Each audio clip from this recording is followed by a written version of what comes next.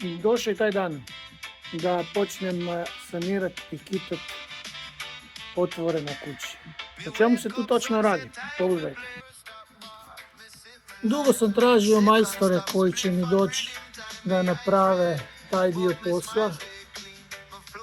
Tu su se otvorile fuge, tu je velika fuga. A zakaj se je to otvorilo? Zato što kuća nije bila grijana zimi. I sada prva zima kada se je počelo grijati, desile su se devijacije. Riječ bio o glavnom alatu. Četka 1 blaža, četka 2 grublja. Jedan od najjačih alata je šaraf. Ajmo da ga zoomiramo. Šta s njim radim? Unutra kopam, čoprkam.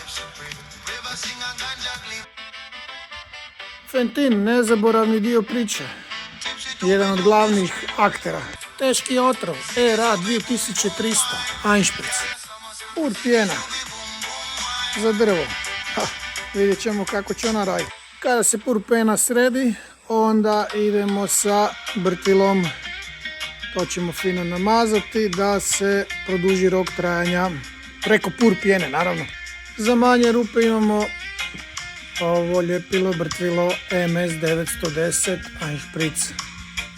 Vjerovatno to neće biti tip top perfekt, ali za nekoga ko prvi put radi i to na svojoj kući bit će apsolutno perfektno.